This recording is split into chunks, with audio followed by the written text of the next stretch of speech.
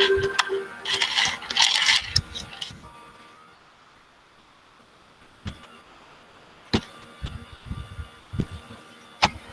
morning, students. Good morning, ma'am. Morning, ma'am. Good morning, ma'am. So, are you able to see the slides? Yes, ma'am. Yes, ma'am. Yes, ma'am. Yes, Okay. ma'am. Thank you. So, today we'll be doing the steps involved in tracer technique. Okay. So, last class we have seen the various techniques which can be used. For example, we have seen use of isolated organs or tissues, then grafting method, use of mutant strains, some enzymatic studies they can also be used, and lastly the tracer technique investigation, which is there in our syllabus. So today we will be focusing on tracer technique. So what are the various steps involved in tracer technique? So first step is the selection of radioisotopes, because we need to have in this technique we need to use the various radioisotopes. So how you will select the radioisotopes? So what is the basic criteria for selecting the trace elements कि जो हम अपने compound को radio labelling कराने जा रहे हैं किसी रेडियो आइसोटोप के साथ में, तो कौन सा रेडियो आइसोटोप हम उसके लिए सिलेक्ट करें, ठीक है. So the starting concentration of trace element, it must be sufficient so that it can withstand the dilution in the course of metabolism. So as you know कि जब हमारे पास दो reactants हैं, ठीक है, we have two reactants with us and then they will start reacting with each other, और उसके बाद it is going to undergo various this intermediates, ठीक है, C intermediate बना, B बना, D बना, like this it is going to undergo various steps, ठीक है, and then you will get the final product.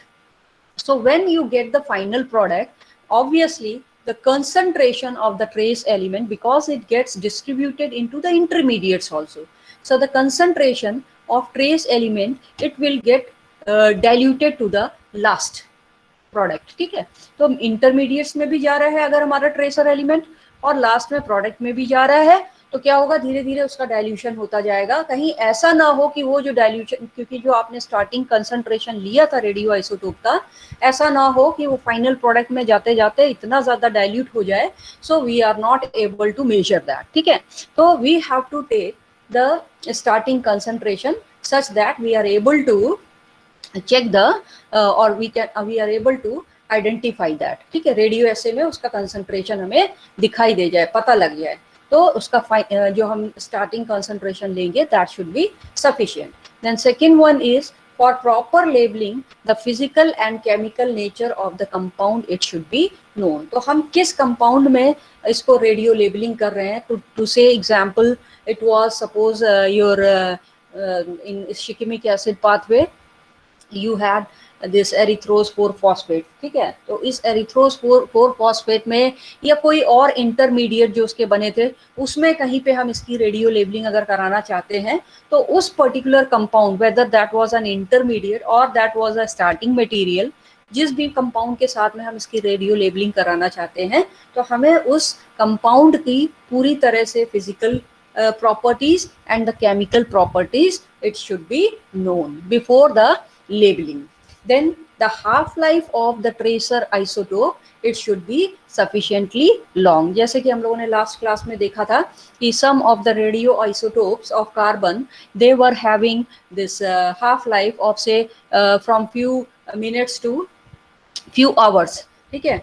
And here we need to do the studies, maybe it will take some months also, so we need to have such a radioisotope which has half-life more than say so many hours, ठीक है, for so many days. तो उसके लिए आपको ये देखना है कि हमारा जो हाफ लाइफ है रेडियो आइसोटोप का, वो अच्छी खासी लंबी होनी चाहिए, नहीं तो जो हम स्टडी करने जा रहे हैं biosynthetic studies, it will be of waste, ठीक है. सो रेडियो आइसोटोप की हाफ लाइफ जो है वो अच्छी होनी चाहिए, लंबी होनी चाहिए. The labelled compound, it should not damage the tissue system, ठीक है. तो जो हमारा लेबल्ड कंपाउंड है जिसमें कि हमने रेडियो लेबलिंग कराई है किसी आइसोटोप की, तो ऐसा ना हो कि वो ऐसे फॉर्म में अपने आप को बदल ले, चेंज कर ले, so that it when it enters the tissue system of the plant it damages that tissue system. ठीक है, तो इससे क्या होगा, जो उसमें इंटरमीडिएट्स बनेंगे और फाइनल प्रोडक्ट बनेगा तो वो फाइनली आपको मिलेगा ही नहीं। ठीक है, तो ये हमारे क्या है, these are the basic criteria for the selection of trace elements. कौन कौन से हो गए कि स्टार्टिंग कंसंट्रेशन जो है हमारा ट्रेस एलिमेंट का वो अच्छा खासा होना चाहिए, ताकि जब फाइनली वो डाइल्यूट होके ड्यूरिंग द मेटाबॉलिज्म जब वो फाइनल प्रोडक्ट में रीच करेगा, we are able to measure that. ठीक है, and then the properties, that is physical and chemical properties of the compound which we are going to label with the radioisotope, it should be properly known to us. Then the half life of the tracer isotope, it should be sufficiently long so that we are able to measure it. ठीक है, the labeled compound it should not damage the damaged tissue. तो ये हो गया हमारा first step, that is selection of isotopes. Now the second step is preparation of labeled compounds. So how you will prepare these labeled compounds? So there are various methods by which you can prepare the labeled compounds. तो पहला method है, many of the compounds they are prepared easily from the natural resources. ठीक है, तो हमारे पास कुछ ऐसे natural resources हैं हमारे पास available, जिसमें कि हम रिएक्शन अगर करा देंगे तो those compound which are present in these natural sources they will get labeled with that particular radioisotopes easily. For example, we have a algae that is chlorilo. ठीक है, तो इस क्लोरिलो एल्गी को हम क्या करते हैं, this is in atmosphere of carbon dioxide 14, means radio labelled carbon dioxide जो है हमारा, उसके एटमॉस्फेयर में इस एल्गी को हम क्या करते हैं, ग्रो कराते हैं। ठीक है, तो इस एल्गी में जितने भी कंपाउंड्स हैं, ठीक है, all the compounds which are having carbon in them, ठीक है, whatever compounds present in the algae having the bearing the carbon compounds, they will get radio labeled with C14. ठीक है, तो सी कार्बन डाइऑक्साइड क्या था, ये हमने carbon dioxide radio labelled जो है उसका एटमॉस्फेयर हमने किसको प्रोवाइड किया, एल्गी को, और इसी एटमॉस्फेयर में हमने क्या किया, उस एल्गी को ग्रो कराया। तो obviously there are certain chemical constituents in algae also because it is a lower plant.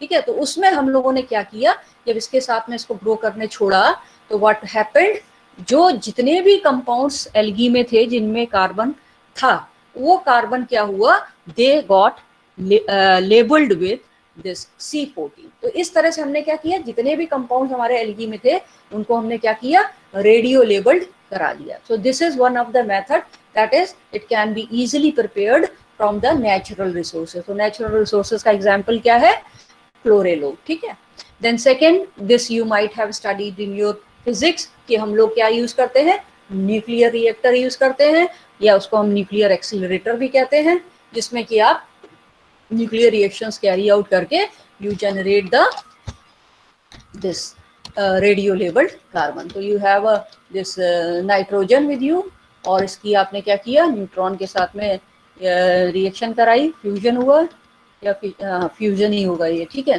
तो उसके बाद में क्या हुआ, you got this radio labelled carbon. तो इस रेडियो लेबल्ड कार्बन को हम फर्दर यूज कर सकते हैं रेडियो लेबलिंग के लिए। Then we have third method also in this, that is this is the tritium. So tritium labelled compounds they are available commercially, यही मिल जाते हैं अपनी बड़ी इजीली से। Then tritium gas, this is H13, the labeling is affected by the catalytic exchange। तो इसकी क्या कराई जाती है, रेडियो लेबलिंग कराई जाती है पहले। ठीक है, the hydrogen this is converted into this labeled compound, and for labeled compound to convert hydrogen into a labeled compound, that is tritium, this is affected by the catalytic exchange in aqueous medium by halogenation of unsaturated compound with the tritium gas. तो पहले हमारे पास क्या होनी चाहिए, ट्राइशियम gas होनी चाहिए। इस ट्राइशियम gas में हम क्या करते हैं, we treat the halogenated unsaturated compounds with this tritium gas। उसके बाद में क्या हो जाता है, इसमें we get the radio labeled this hydrogen। The tritium, it is pure beta emitter of low intensity and its radiation energy is lower than that of carbon dioxide. So this is a beta emitter. Then we can go for the use of organic synthesis. So organic synthesis में for example we have Grignard reagent। इस Grignard reagent को हम किससे react कराते हैं, carbon dioxide which is radio isotope. ठीक है, radio isotope carbon इसमें होता है, कार्बन डाइऑक्साइड में, उसके साथ में इसकी क्या कराते हैं, ट्रीटमेंट करा देते हैं। And then you get this intermediate and this intermediate it follows another step and you get a radio labelled acetic acid. ठीक है, ये रेडियो लेबल्ड एसिटिक एसिड आपको मिल गया। तो ये रेडियो लेबल्ड एसिटिक एसिड अगर कहीं आपको किसी intermediate as an intermediate or a starting material you want to insert into a plant, then it can be used as a radio labeled compound for the genesis of these secondary metabolites or primary metabolites. So these are the various steps for the preparation of labeled compounds. एक बार देख लेंगे कौन कौन से। एक तो हो गया आपका नेचुरल रिसोर्सेज से, फॉर एग्जांपल क्लोरीलो हो गया। दूसरा आपका न्यूक्लियर रिएक्टर यूज कर सकते हैं। तीसरा आपका दिस हाइड्रोजन लेबल्ड कंपाउंड्स। ठीक है, and this can be prepared by this method and these are commercially available. Then you can go for the organic synthesis. For example, you can use Grignard reagent, treat it with the radio labeled carbon dioxide. And third step is,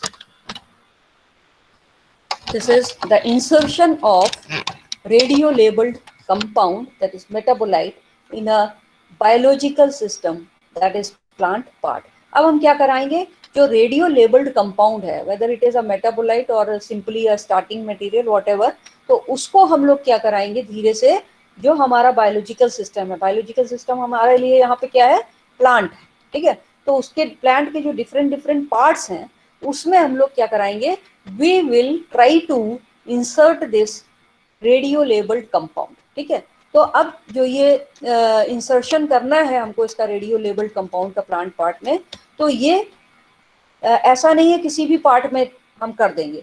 we have to check कि whether this particular part of the plant is it involve in the biosynthesis of that particular metabolite. ठीक है, secondary metabolite और primary metabolite, what ever it is. ठीक है, तो पहले ये check करना है। पता लगा हमने क्या किया, शूट्स में उसको क्या किया, इंसर्ट करा दिया रेडियो लेबल्ड कंपाउंड को, और पता लगा हमारा जो जेनेसिस हो रहा है उस पर्टिकुलर कंपाउंड का, वो शूट्स में नहीं होके रूट से स्टार्ट हो रहा है, तो हमारे लिए सब वेस्ट है। तो हमें ये भी देखना है कि जो हमारे पर्टिकुलर सेकेंडरी मेटाबोलाइट्स जिनकी की हम इन्वेस्टिगेशन करना चाहते हैं ट्रेसर टेक्निक से, तो जो हमारे कंपाउंड्स बन रहे हैं वो किस साइट पे बन रहे हैं, प्लांट के किस साइट पे बन रहे हैं, तो depending upon that we will be inserting the radio labelled compound in that particular specific site of the plant part.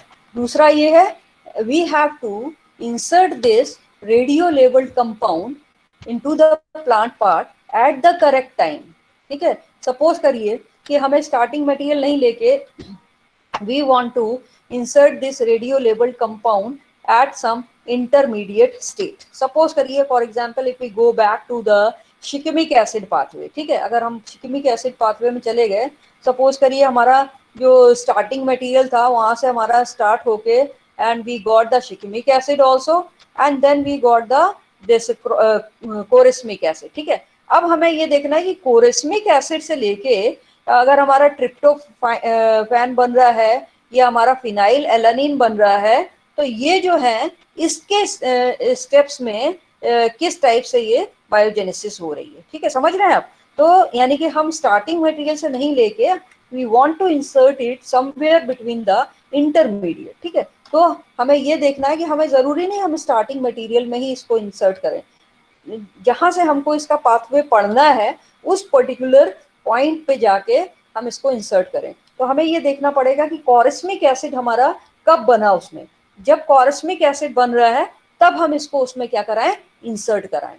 तो you have to make it confirm that you have to select the proper site, you have to select the correct time for the insertion of the radio labeled compound inside the biological system। कभी भी नहीं डाल सकते, कभी भी डाल दिया, हमको ये देखना है कि what we want to study। Then we have the various methods of insertion। कैसे हम इंसर्ट करेंगे रेडियो लेबल्ड कंपाउंड को प्लांट पार्ट में, वो देखेंगे। तो ये तो पहले दो हो गए कि कहाँ पे करना है और कब करना है, ये बहुत जरूरी है। उसके बाद कैसे करना है वो देखते हैं, how you can do it. पहला मेथड है आपका root feeding method. So as the name suggest क्या करना है, रूट माने आपका वो रूट्स हो गई, और feeding means you have to feed the roots with the radio labelled compound, then only it will get inserted into the roots। So this is the most common method which is used। Selection of the plant part, it depends upon the site of the biosynthesis of desired metabolites। तो अभी ऊपर बताया ही है आपको कि जो हम plant part select कर रहे हैं वो किस पे डिपेंड करेगा, कि हमारा site of biosynthesis of desired metabolites क्या है। अगर वो रूट्स है तो हम रूट को फीड करेंगे, अगर वो शूट है तो हम शूट्स को फीड करेंगे, अगर वो फ्लावर है तो हम फ्लावर्स को फीड करेंगे। So this you have to make it sure where the biosynthesis of metabolites is taking place. So if it is taking place in roots, which is mostly it is, ठीक है, most of the जो plants हैं उसमें जो secondary metabolites की starting होती है वो रूट से होती है, ठीक है। So roots, this is the most common method. तो mostly root biosynthesis is carried out, ये करा गया है इसके लिए टोबैको एल्कलॉइड्स के लिए, ठीक है। So it is done when root is the biosynthetic site. For example datura alkaloids हो गए आपके, टोबैको एल्कलॉइड्स हो गए। So the plants, they are cultivated hydroponically to avoid the microbial contamination। तो हाइड्रोपोनिकली टेक्निक क्या होती है, काफी सारे लोगों को पता भी होगा, ये बहुत अच्छी नई टेक्निक आई है टू ग्रो द प्लांट्स। आप घर में भी इसको लेके बहुत अच्छे से प्लांट्स ग्रो कर सकते हैं। इवन द जो आपके टमाटर वगैरह हैं ये भी सब ग्रो करा जा सकता है हाइड्रोपोनिकली, बस इसके लिए अलग से एक सोल्यूशन आता है, hydroponic solution. So this solution, it contains the main ingredients or main nutrients which are required for the growth of a plant or fruits and all। तो इसमें आप क्या कर सकते हैं, simply what you have to take, a bottle you have to take, और bottle में हम लोग क्या करते हैं, ये solution को डाल देते हैं।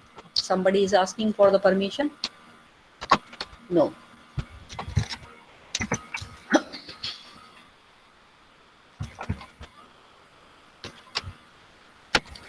तो हाइड्रोपोनिक टेक्निक जो है ये थोड़ा सा देखिएगा, आपको you will get it on YouTube also and you will enjoy it. हो सकता है आप लोगों को मन भी करे कि आप अपने घर पे इसको शुरू करें, अ वेरी गुड टेक्निक। तो अब अगर हम हाइड्रोपोनिकली क्यों कर रहे हैं, क्योंकि अगर हम सॉइल में करेंगे तो सॉइल में हमें क्या दिक्कत आएगी, जो माइक्रोबियल लोड है सॉइल में वो कम नहीं होगा।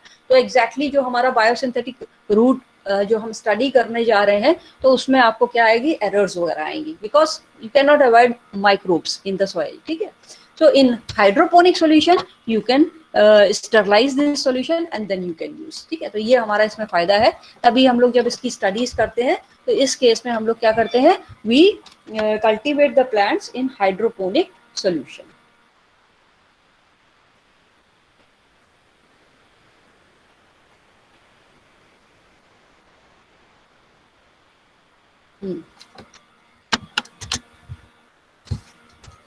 Then next part is the stem feeding।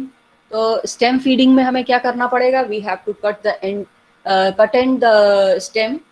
stem को आपने कट कर लिया, उसके बाद उस कट पार्ट को हम क्या करते हैं, we immerse it in water, nutrient and labeled compound। तो labeled compound का हम क्या करते हैं, solution बना लेते हैं एंड उसमें न्यूट्रिएंट्स जो प्लांट को चाहिए होते हैं उसके ग्रोथ के लिए वो डाल दिया आपने और वाटर सप्लाई कर दिया, ठीक है। तो इससे आपको क्या करना है, that is you are feeding the stem. तो अब उसमें क्या होगा, जो उसमें केमिकल्स जनरेट होने हैं यानी कि बायोसिंथेसिस होनी है जिस सेकेंडरी मेटाबोलाइट्स की, वो स्टार्ट हो जाएगी and this radio labelled compound it will enter along with that particular, चाहे वो इंटरमीडिएट हो चाहे वो आपका स्टार्टिंग मटेरियल हो, ठीक है। तो इस तरह से वो स्टेम में पहुंच गया आपका radio labelled compound. So mostly this is not done for latex plant, हो सकता है प्रोबेबली क्यों नहीं होता है लेटेक्स प्लांट के लिए, क्योंकि जो लेटेक्स होता है अगर वो एक्सक्यूड होगा स्टेम से तो वो क्या करेगा, जो हमारा वाटर, न्यूट्रिएंट और लेबल्ड कंपाउंड का सोल्यूशन है प्रोबेबली ये जो है स्टेम के थ्रू अंदर तक नहीं पहुंच पाएगा, तो इसलिए ये this is not preferred method for latex plants. Then third method is by the direct injection. ठीक है, इसमें क्या करते हैं, जो भी हमारा रेडियो लेबल्ड कंपाउंड है उसका सॉल्यूशन बना लिया आपने, क्योंकि इंजेक्शन करना है तो सॉलिड का तो नहीं करेंगे, तो इंजेक्शन के लिए हम लोग क्या लेंगे, लिक्विड ले लेंगे, हमारे जो आइसोटोप है उसका उसका लेबलिंग करा के जो हमारा कंपाउंड है उसका सॉल्यूशन ले लिया आपने। और this is done in case where you have hollow stems, यानी कि अंदर से जो स्टेम है उसकी प्लांट की वो क्या होनी चाहिए, हॉलो होनी चाहिए, ताकि ये जो सोल्यूशन है वो डायरेक्टली उसके बीच में पहुंच सके इंजेक्शन के द्वारा।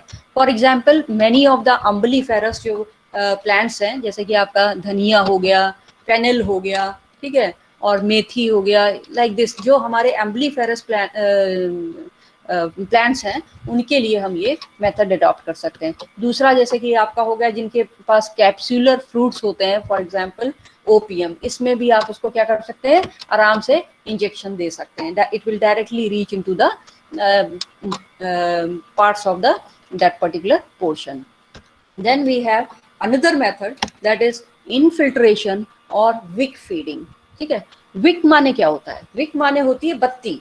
ठीक है, बत्ती जो हम लोग पूजा में बनाते हैं ऐसे करके रुई की, उसको हम क्या कहते हैं, wick कहते हैं। ठीक है, और इनफिल्ट्रेशन मीन्स धीरे धीरे धीरे फिल्टर होते हुए पहुंचना। ठीक है, तो या तो हम इसको कहते हैं इनफिल्ट्रेशन या फिर हम इसको कह सकते हैं विक फीडिंग। तो with the help of this wick what we are doing, we are feeding the plant with the radio labelled compound. तो जो भी हमारा रेडियो लेबल्ड कंपाउंड है, चाहे वो स्टार्टिंग मटेरियल है चाहे वो कोई इंटरमीडिएट है, अगर हम उसको प्लांट में पहुंचाना चाहते हैं तो हम उसको कैसे पहुंचाएंगे। ठीक है, तो with the help of this we can provide that particular feed, ठीक, of the radio labelled compound.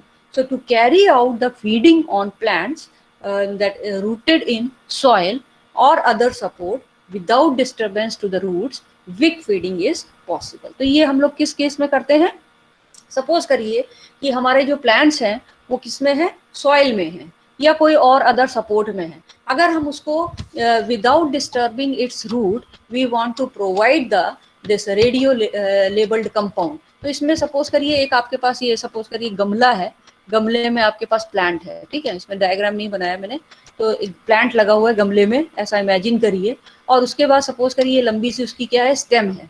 इस स्टेम में एक हल्का सा उसमें चीरा टाइप का दे देते हैं, हल्का सा कट दे देते हैं, और उस कट से क्या करते हैं, जो हमारी रुई की बत्ती है, ठीक है, वो रुई की जो बत्ती है उसमें उसको हल्का सा क्या किया, धागे से उसको हल्का सा टाई कर दिया। टाई करने के बाद में जो other end of the wick है, उस other end of the wick को हम क्या करेंगे, एक जो हमारे पास बीकर में सॉल्यूशन है रेडियो लेबल्ड कंपाउंड का, उसमें इसको हमने डिप करा दिया। जब इसको डिप करा दिया तो क्या होगा, with the help of surface tension, जो सरफेस टेंशन फिनोमिना है आपका, वो धीरे धीरे क्या होगा, विक में धीरे धीरे राइज होने लगेगा लिक्विड, आपका जो रेडियो लेबल्ड लिक्विड है, and finally it will reach to the cut end of the, जो हल्का सा हमने चीरा लगाया हुआ था स्टेम में, वहां पे ये पहुंच जाएगा सॉल्यूशन। फिर धीरे धीरे धीरे क्या करेगा, ये जो प्लांट है हमारा इस सॉल्यूशन को धीरे धीरे क्या करता रहेगा, एब्सॉर्ब करता रहेगा। एब्सॉर्ब करने से क्या होगा, जो रेडियो लेबल्ड कंपाउंड था हमारा वो धीरे धीरे क्या हुआ, पूरा डिस्ट्रीब्यूट हो गया प्लांट में। और जहां भी सपोज करिए हमने इंटरमीडिएट था, तो as an intermediate it will join that particular step. ठीक है, जो बायोसिंथेसिस में लग रहा था इस कंपाउंड का, तो वो ज्वाइन करने के बाद में if it is involved in that particular biosynthesis of that particular secondary metabolite, तो ये इसका जो रेडियो लेबल्ड यानी कि रेडियो आइसोटोप है वो धीरे धीरे क्या होगा, हर एक इंटरमीडिएट में क्या होता रहेगा, ट्रांसफर होता रहेगा, from A to B, B to C, C to D, इस टाइप से ये डिफरेंट डिफरेंट इंटरमीडिएट्स में आपका रेडियो आइसोटोप भी ट्रांसफर होता जाएगा। तो इससे आप ये पता लगा पाओगे आराम से कि this particular compound which we have inserted as to study, is it involved really into the genesis of secondary metabolite or it is not। ठीक है, then in this method the cotton strands are passed through the plant stem। जैसा कि अभी मैंने बताया कि क्या करते हैं, कॉटन के strands बना लेते हैं and they are passed through the plant stem। The terminal ends of these cotton strands are immersed in the reagent labelled with the radio isotope. तो दूसरे बीकर में आपने क्या लिया हुआ, रेडियो आइसोटोप का सॉल्यूशन लिया हुआ, उसमें टिप करके और इसको आपने क्या किया, you tied with the cut end of the this stem. हल्का सा कट, माने पूरा कट नहीं कर देंगे, हल्का सा उसमें एक उसको चोट सी देंगे, ठीक है। So this is how you do how you feed the radio labeled compound into the plant part.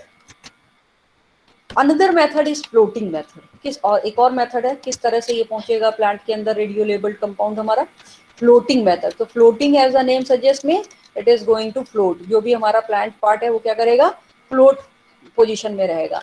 That is when small amount of the material is available, like leaf disc, जो हमारे लीव्स के जो petals वगैरह होते हैं, ठीक है, या छोटे छोटे लीफ डिस्क हैं आपके पास, वो हैं, chopped pieces are there, they are added in the substrate solution. So this technique is also used in conjugation with the vacuum infiltration to remove the gases. So this is something कि आप एक ये ले लीजिए, क्या कहते हैं, beaker ले लिया आपने, बीकर में आपने रेडियो लेबल्ड कंपाउंड डाल दिया। अब सपोज करिए कि हम biosynthesis of some isoprenoids, we have to check, isoprenoids are terpenes, ठीक है, टर्पीन्स मीन्स बोलेंगे तो क्या हो गया आपका, वोलाटाइल ऑयल हो गया। तो वोलाटाइल ऑयल आपको कहाँ मिलेगा, सपोज करिए ऑयल है आपका, रोज है, रोज के पेटल्स में आपको वोलाटाइल ऑयल मिलेगा उसका, रोज का, ठीक है। तो जो रोज पेटल्स हैं उसको हम क्या करेंगे, निकाल के, और इस जो पेट्री प्लेट है या आपका बीकर है जिसमें कि रेडियो लेबल्ड सॉल्यूशन है आपके पास, उसमें इसको क्या कराएंगे हम, पेटल्स को फ्लोट करा देंगे, ठीक है। फ्लोट कराने के बाद में उसको उसी में पड़ा रहने देंगे, और बीच बीच में जो भी टेक्निक है आपको किस तरह से करना है उसको, उसका रेडियो ऐसे वो बीच बीच में करते जाएंगे। तो इससे आप क्या करेंगे, जरूरी नहीं है कि आप प्लांट को पूरा ग्रो करें उसमें, क्या कहते हैं, सॉइल में, या हाइड्रोपोनिकली ग्रो करें। तो if you have this particular chopped pieces, और यू हैव लीफ डिस्क, और you have petals, that can B submerged into the substrate solution. और इससे क्या है, आप क्या कहते हैं, आसानी से इसको क्या कहते हैं आपका इस this you can study the utilization of these various intermediates during the biosynthesis. So but this technique is also used in combination with the vacuum filtration. That is, you have to remove the various gases which will be present in the open chamber. जो हमारा beaker है suppose करिए, तो उसमें क्या होगा, gases भी present होगी। तो इसको रिमूव करने के लिए you need to have a vacuum filtration. तो वैक्यूम से क्या होगा, जो भी गैसेस है वो निकाल दिया करेगा।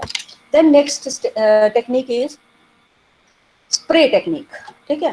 तो स्प्रे टेक्निक में क्या करते हैं, as the name suggest, spraying of the agents are done, ठीक है। So this method is used for those reagents which are readily absorbed from the leaf surface. अब सपोज करिए कुछ हमारे कंपाउंड्स ऐसे हैं, for example squalene is used for the synthesis of many of the steroids, ठीक है। तो जो स्क्वेलिन मोइटी है हमारी, उस स्क्वेलिन मोइटी को हम क्या करते हैं, we get it radio labelled, ठीक है। उसको रेडियो लेबलिंग कराने के बाद में उसका सॉल्यूशन बना लिया। ऑब्वियसली जो स्क्वेलिन है उसका नेचर जो होता है नॉन पोलर होता है, तो नॉन पोलर होने की वजह से उसको हमें अगर डिसॉल्व करना है तो हम उसको नॉन पोलर सॉल्वेंट में डिसॉल्व कर लेंगे, जो रेडियो लेबल्ड स्क्वेलिन मोइटी है, ठीक है। और इस मोइटी की हमें कहाँ जरूरत पड़ती है, for the biosynthesis of various steroids, ठीक है। तो अब हम क्या करेंगे, ये जो हमने सॉल्यूशन बनाया था रेडियो लेबल्ड कंपाउंड का, इसको हम क्या करेंगे, ऊपर सिर्फ लीफ सरफेस के ऊपर छिड़क देंगे। छिड़कने के बाद में स्प्रे कर दिया आपने, और ये जो स्क्वेलिन है, this is very easily or very readily absorbed from the leaf surface. तो ये भी देखना पड़ेगा कि not all the type of these compounds reagents can be sprayed and they can be absorbed. पहले हमें देखना पड़ेगा किस टाइप के compounds जो हैं वो through the absorption method they can easily reach the various parts of the plant, तभी हम इसको सिलेक्ट करेंगे। तो इस केस में हमने देखा जो स्टेरॉइड्स हैं, दैट इज स्क्वेलिन मोइटी जो यूज होती है for the synthesis of steroids, that can be easily absorbed by the leaf surface. तो ऐसी चीज को हम ले सकते हैं, and then we can study the various steroids and further these steroids when they are involved in further biosynthesis और biogenesis of another compound, that can also be studied. the plant is exposed to the organic compound labeled with the radioisotope for short period of time using one of the above technique. तो ये जितने भी techniques हैं, चाहे spray technique है, आपकी floating technique है, then you have direct injection technique or wick feeding technique or root feeding technique, all these techniques, they can be used to, using these techniques you can expose a this radio labeled organic compound for a short period of time by using any of these techniques. The biosynthesis, it occurs sequentially and at each step radioactive products are formed. ठीक है, तो अब क्या हो रहा है, जब आपने इसको इंट्रोड्यूस करा दिया है, you have inserted the organic compound which is radio labelled with some radioisotope. ठीक है, थोड़ी देर के लिए आपने उसको एक्सपोज करा दिया प्लांट को इसके साथ में using any of this 6 techniques. तो क्या होगा, अब जब ये अंदर पहुंच गया है रेडियो लेबल्ड कंपाउंड आपका, तो दिस विल, ये क्या करेगा, धीरे धीरे बायोसिंथेटिक पाथवे जो चल रहा है उसमें ये एंटर कर जाएगा. जब ये एंटर कर जाएगा तो जितने भी आपके बीच में इंटरमीडिएट्स बन रहे हैं या आपके प्रोडक्ट्स बन रहे हैं, ठीक है, so there you will see that these products or the intermediates, they are radioactive compounds. ठीक है, आपने सिर्फ एक कंपाउंड इंसर्ट किया था, लेकिन अब जितने भी इसमें इंटरमीडिएट्स बन रहे हैं और प्रोडक्ट बन रहा है हमारा प्लांट के अंदर, ये सभी के सभी क्या हो गए, अब they are now radioactive. तो ये जो रेडियो एक्टिव प्रोडक्ट्स जो आपके बने हैं प्लांट के अंदर, these radioactive products, they are isolated and then they can be identified. तो सिंपल जो आपकी आइसोलेटेड करने की टेक्निक्स हैं उसको भी यूज कर सकते हैं. ठीक है, और जब आपने आइसोलेट कर लिया उस कंपाउंड को, then you can easily identify also and by using radio assays. तो ये हो गया हमारा how you will insert the radio labelled compound into the plant part. Now next step is separation and determination of labeled compound in various biochemical fraction. So how you will separate and how you will determine the labeled compound in various biochemical fractions. तो अभी हमने इससे पहले ये वाली slide में ये बोला था आपको कि इसको क्या करते हैं, आइसोलेशन करते हैं और आइडेंटिफाई करते हैं. अब इनकी isolation means how you will separate it. ठीक है, तो how you will separate and how you will determine that particular intermediate or product. ठीक है, so depending upon the nature of drug and its source, different methods of separation is employed. अब आपके drug का nature क्या है और उसका source क्या है, लीफ से लिया है, रूट से लिया है, कहाँ से लिया है. ठीक है, और उसके लिए क्या है, अगर नेचर हमारी ड्रग का कैसा है, सॉफ्ट है, हार्ड है, अनऑर्गेनाइज्ड ड्रग है, जो आपने पिछले सेमेस्टर में पढ़ा था. so depending upon this nature of the drug and its source, the different methods can be employed for its separation. For example, if we have soft and fresh tissue, ठीक है, अगर हमारे पास जो ड्रग है उसका टिश्यू किस तरह का है, सॉफ्ट है, और हमारे पास उसका फ्रेश टिश्यू है, तो we can go for the method of infusion and maceration. तो ये दो टेक्निक्स हैं, इससे आप आराम से क्या कर सकते हैं, उसको सेपरेट कर सकते हैं. Then if we have hard tissue, तो हार्ड टिश्यू के लिए हम क्या करते हैं, we go for डिकॉक्शन और द हॉट परकोलेशन. यानी कि डिकॉक्शन में भी क्या करते हैं आप, बॉइलिंग करते हैं. उसके बाद we have for the unorganised drug, अगर हमारे पास कोई अनऑर्गेनाइज्ड ड्रग है जिसमें कि सेलुलर टिश्यूज नहीं है, for example we have resins and all, then we go for the maceration with adjustment. So what is maceration with adjustment, ये simple maceration की तरह ही है, लेकिन इसमें क्या करते हैं मैसरेशन विद एडजस्टमेंट में, कि after maceration we add some amount of the menstruum. What is menstruum? जो भी हमारा solvent जिसमें कि हम क्या करा रहे थे, extraction करा रहे थे. ठीक है, तो वो जो solvent system है जिसको कि हम क्या कहते हैं, menstruum, उस menstruum को हम इसमें क्या करते हैं, to make the volume we add into the macerated content. ठीक है, फिल्टर करने के बाद में क्या करते हैं, suppose you have एलो. ठीक है, एलो का हमारे पास क्या है, एलोइन है, और वो रेजिन के फॉर्म है, उसको भी छोड़ दीजिए, वो आपने नहीं देखा है. हींग सबने देखी हुई है, हींग क्या है, it is a form of resin. ठीक है, तो उसको हमें अगर मैसरेशन से उसमें से निकालने हैं उसके कॉन्स्टिट्यूएंट, तो हम क्या करेंगे, हींग को 2 से लेके 7 दिनों के लिए उसमें आपने क्या किया, सॉल्वेंट सिस्टम के साथ में बंद करके रख दिया, ठीक है। बंद करके रखने के बाद में बीच बीच में शेकिंग करते जाते हो आप, हो सकता है इसको आपने पढ़ा होगा किसी सेमेस्टर में, मैसरेशन टेक्निक।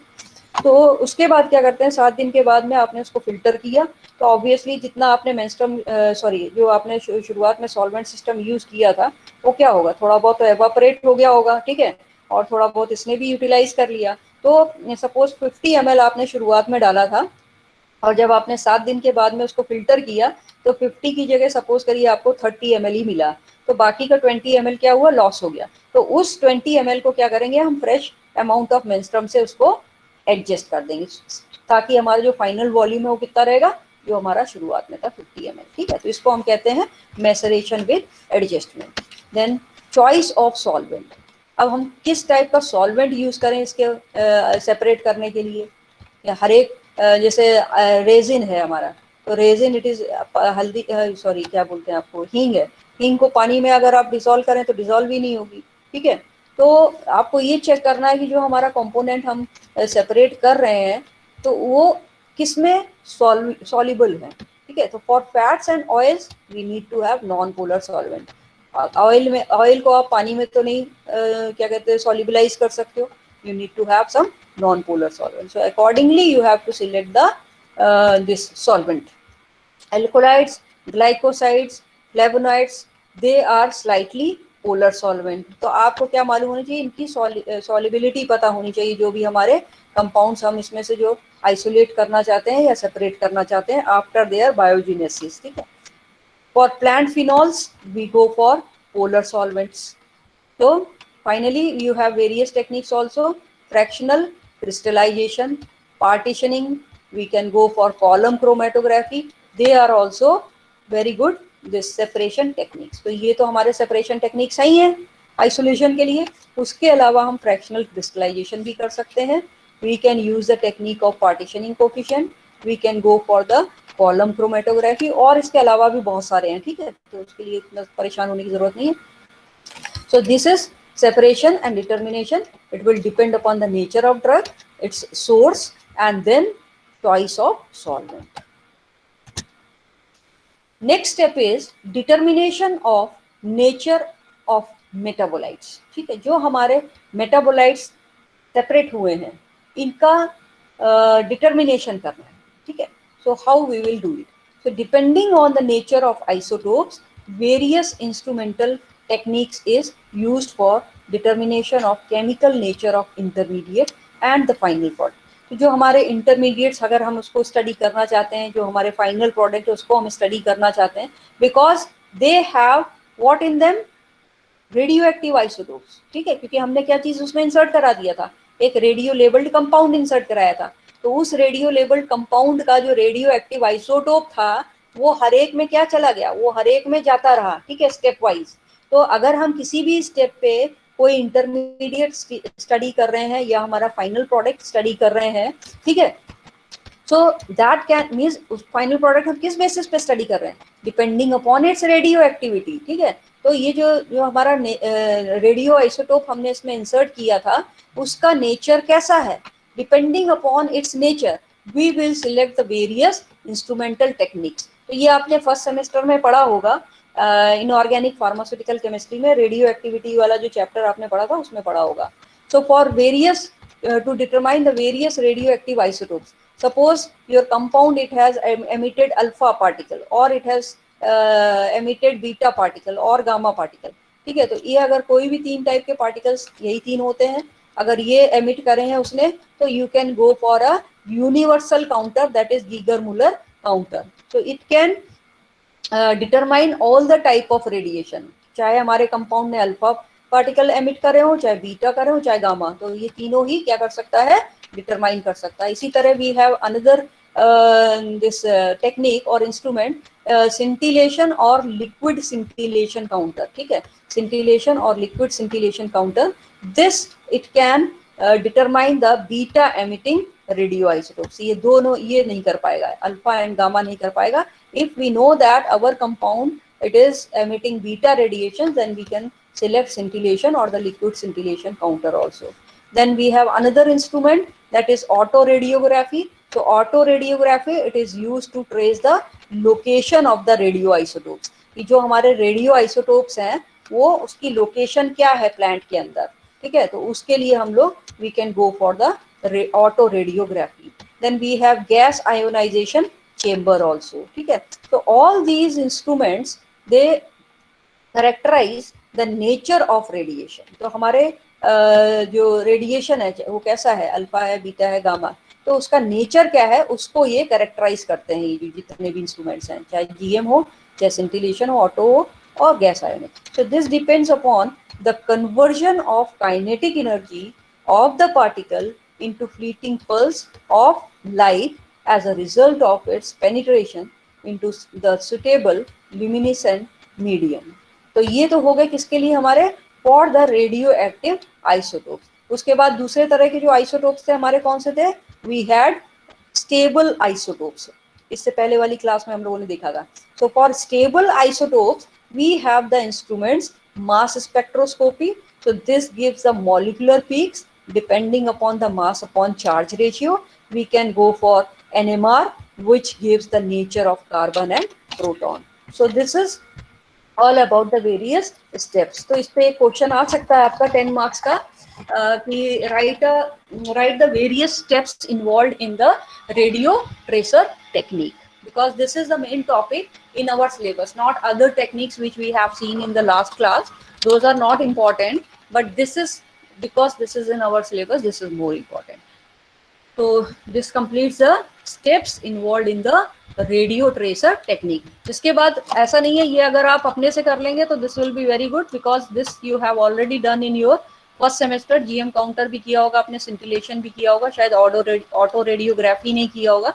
तो थोड़ा थोड़ा मैं यहाँ पे कवर करूंगी, नॉट इन डिटेल, ठीक है। तो नेक्स्ट क्लास में probably we will study the GM counter, scintillation, auto radiography and gas ionization chamber.